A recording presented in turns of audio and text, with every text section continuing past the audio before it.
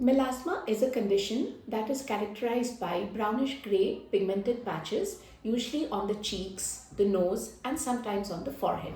Of late, I've been doing a lot of videos regarding melasma and other medical conditions. However, this time I want to talk about two skin concerns, which, though they last throughout the year or can happen at any time, but in particular do see a lot of aggravations during the monsoon: eczema and psoriasis. Rosacea hota kya hai? So rosacea has 4 different types.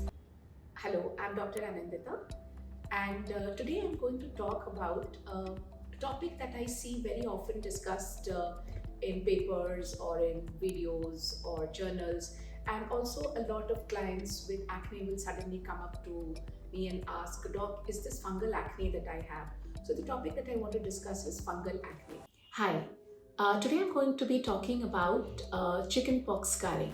Hi, so if I have to list one skin concern that I see or people of all ages, all genders come to me with, is dark circles.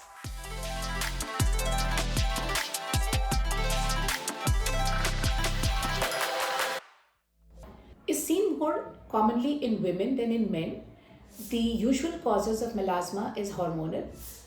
Some women would get it during pregnancy, but it can also happen due to the use of oral contraceptive pills or post-sun exposure. Melasma has a specific set of needs which are to be met during treatment, because melasma treatment usually is long-standing and it requires a lot of perseverance from the end of both the doctors and the clients. Melasma is usually deep dermal, so it is a combination of topical creams, sun protection, and sometimes there could be some clinic treatments as well. Some popular ingredients that can help in the treatment of melasma is arbutin, kojic acid, licorice, retinol, vitamin C. To know exact about the product combinations, please get in touch with your doctor.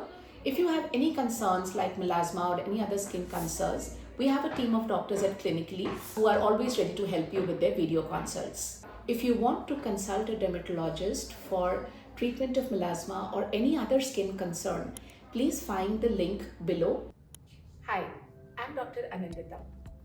Of late, I've been doing a lot of videos regarding melasma and other medical conditions. However, this time I want to talk about two skin concerns, which, though they last throughout the year or can happen at any time, but in particular do see a lot of aggravations during the monsoon: eczema and psoriasis.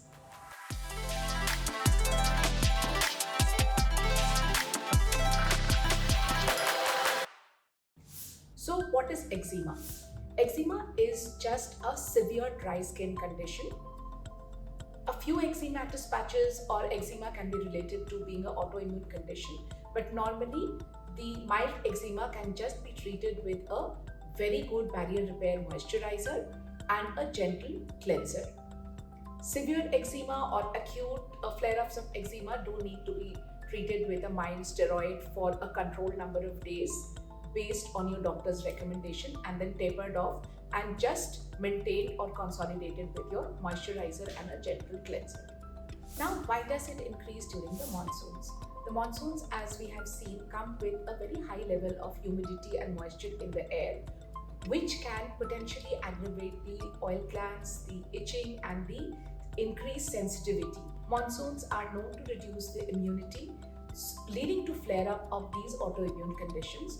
So with the moisture in the air, the skin gets irritated and one is sometimes forced to itch, leading to crusting of these lesions, and the eczema exacerbates and sometimes even becomes a wet eczema. So identifying the eczema at cause, increasing maybe your skincare routine, being more diligent with it, with your moisturizer, with the gentle cleanser, can just help to alleviate your symptoms earlier. Coming to psoriasis. Psoriasis is a known autoimmune condition. It can vary from mild to severe. The milder forms of psoriasis sometimes mimic eczema as just dry skin patches. They can be there on the hairline, on the scalp, they can be there on certain fixed body parts like the elbows, the knees, or they can, be spreading to larger body areas, characterized by dry patches. When people tend to itch, they are very itchy. They can also lead to clustering and sometimes bleeding of the lesions. Psoriasis can sometimes be very severe, affecting more than just the skin, affecting your bones, joints, eyes. But the basic and the commonest psoriatic patches are limited to the skin. Monsoons again lead to flare-up of the psoriatic lesions because of the reduced immunity in general due to the high moisture content in the air and the high levels of humidity and heat. There are specific products that we use to treat psoriasis. They come in various combinations, and sometimes they come in combinations with steroid to deal with the acute phases. Psoriasis always should be treated by your dermatologist. It should be never treated as a layman. A misdiagnosis can be very common, and psoriasis needs a very specific and an acute diagnosis to be treated well. So please get in touch with the doctors at clinically if you feel you have a patch that is not healing or is bleeding on itching or scratching. Please go in for a specific treatment from your dermatologist.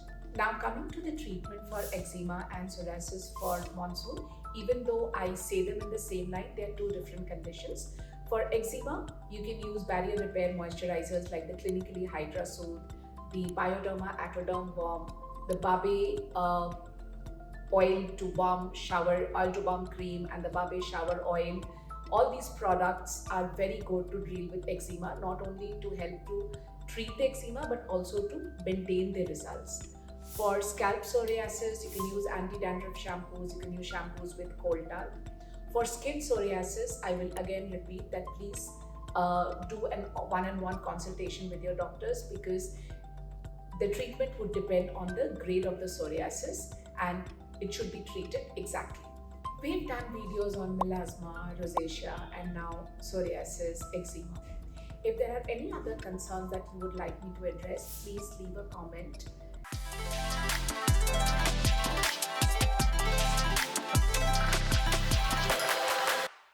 Rosacea होता क्या है? सो rosacea has 4 different types. एक होता है जिसमें सिर्फ persistent redness रहती है in your centrofacial part of the face, so which means the forehead, eyes, nose and the cheeks. इसमें redness रहती है, persistent flushing रहती है, sometimes broken blood vessels रहते हैं आपकी cheeks के ऊपर.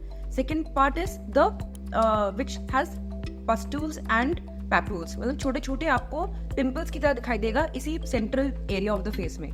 The third part is ocular, मतलब आँखों में lot of redness is there. And the fourth one is phimosis, मतलब आपका nose काफी bulbous रहता है. It has lot of acne and persistent redness रहती है.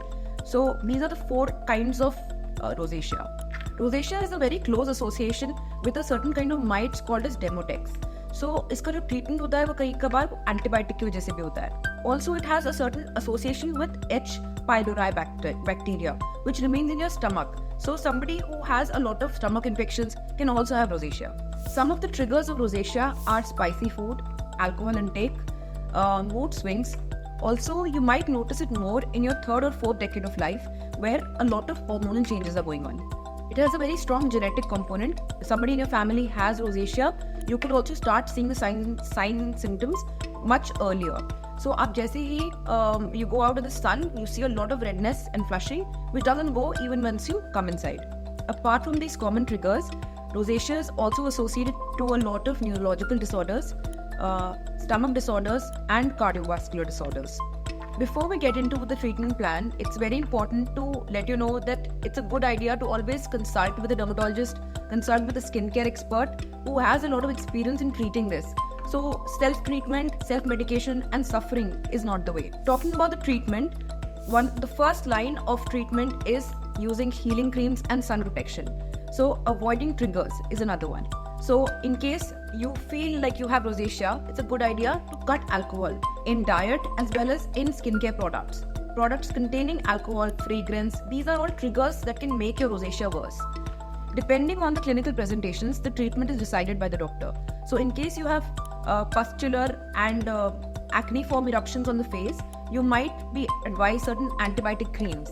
In case you have broken blood vessels, you might be given certain ceramide-rich creams, certain healing creams containing Centella asiatica or Cica extracts, or hyaluronic acid or peptides to improve your skin barrier. So rosacea is treated very differently depending on the different kinds of presentations that we see. So if you say you have broken blood vessels on the face, then the skin barrier is damaged. We want to hydrate, we want to lock in, and we want to protect the skin. So ceramide-rich products, peptide-rich products, serums containing vitamin B3 and hyaluronic acid are very good for protecting the skin. Sunscreen is very important. So we've seen that mineral sunscreens work much better than chemical sunscreens, silicone-based sunscreen, or even matte sunscreen. Hydrating products are the way forward. If you have acneiform eruptions, which means you have little pustules, little bumps on the face, you might be needing certain antibiotic creams, certain retinoids. Again, I would recommend that not to start these on your own. It's very important that a doctor can come in and help you navigate it better. Rosacea एक बहुत ही common और chronic skin condition है. It is very much treatable. इसको अगर आप अच्छे skin care routine को maintain करें, अपना सन प्रोटेक्शन कीजिए, इसको हाइड्रेशन मेंटेन करें, तो आप इसको डेफिनेटली मैनेज कर सकते हैं even on your own. But in the starting of your journey it's very important आप एक स्किन केयर एक्सपर्ट की सलाह लें जो आपको हेल्प कर सके आप कैसे इसको नेविगेट करें, so that the products that you use, it gets you to a place where you don't need certain products anymore.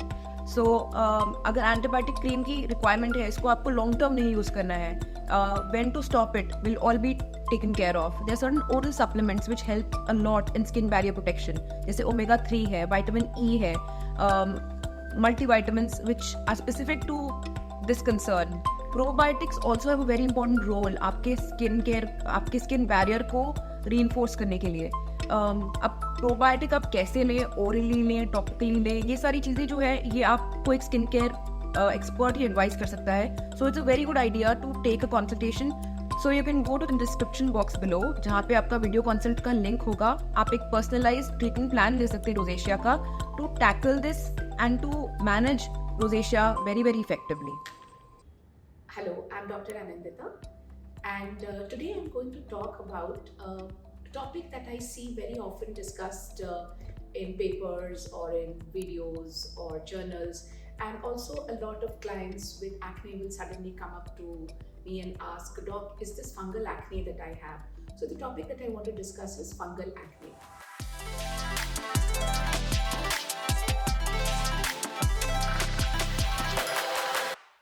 What is fungal acne and how is it different from regular acne that we have normally been seeing and prescribing antibiotics for or salicylic cleansers?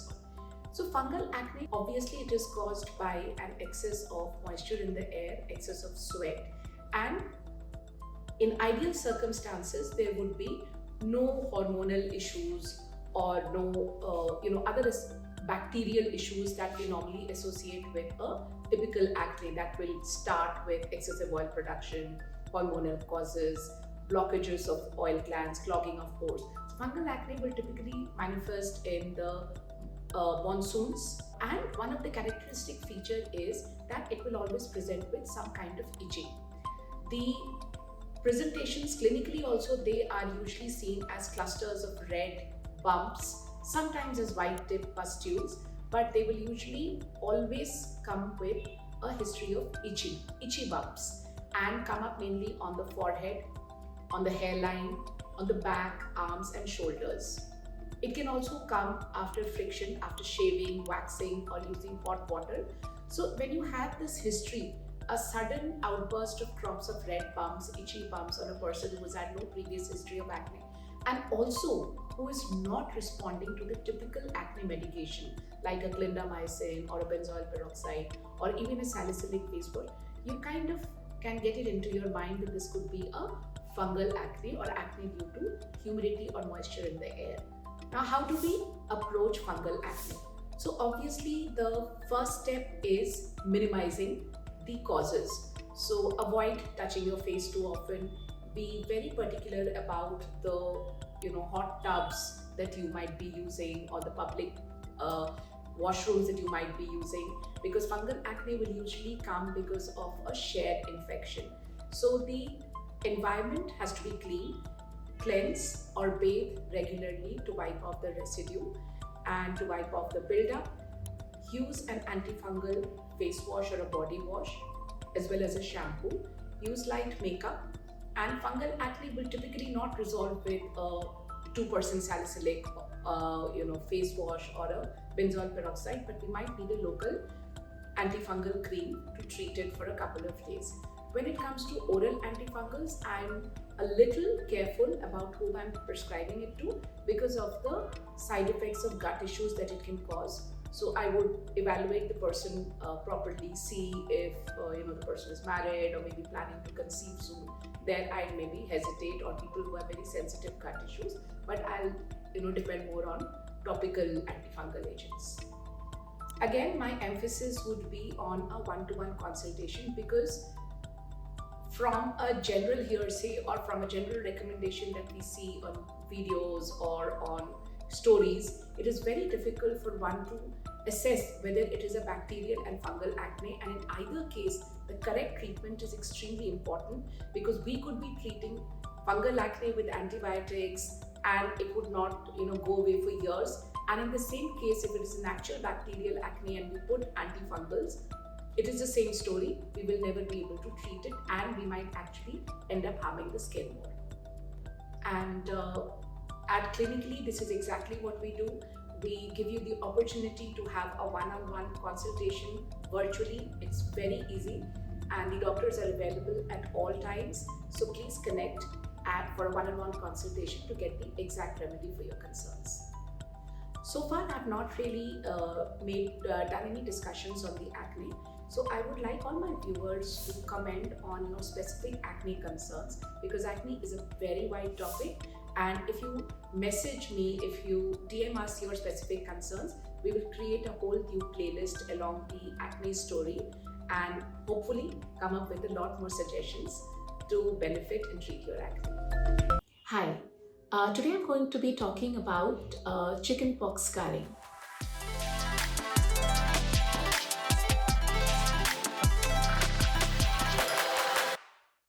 So chickenpox, as we all know, is a very common viral infection mainly seen in children. Usually the flow of the infection is mild to moderate with fever and a lot of viral rashes on the face and itchy rashes, face and trunk and body. The biggest issue with these rashes are that they're extremely itchy, leading people to scratch and itch on them, and then begins the downward spiral into having chickenpox scars, which are like the atrophic pitted scars. So if we are able to not itch or scratch these lesions, most of them would fade away with time. Maybe it would just leave a gentle mark, which can be treated with skin lightening creams like kojic acid, abutane or azelaic acid. But pitted scars often need to be treated with scar modulating creams like Scarent or Scarpol or even cicatrix. However, for stubborn scarring, you can always consult your dermatologist, and they might recommend you some sessions of microneedling or laser. They can be treated, they can definitely be reduced in appearance. But the key to remember is to treat them as early as possible. For residual chickenpox scarring, it is important to consult a dermatologist to know the ideal treatment recommended. But a few products can help in the meanwhile. If there are marks, you can use azelaic, abutane or kojic acid based creams. And if there are pitted scars, we can use products like Scarent or Scarpol, which actually help to break down the fibrous tissue causing the scar and give it a more smoother and natural appearance. If you want me to talk about some specific or unique skin concerns like herpes scars or other such scars left behind by medical conditions or skin concerns, please mention them in the comments below. Hi, so if I have to list one skin concern that I see or people of all ages, all genders come to me with, is dark circles.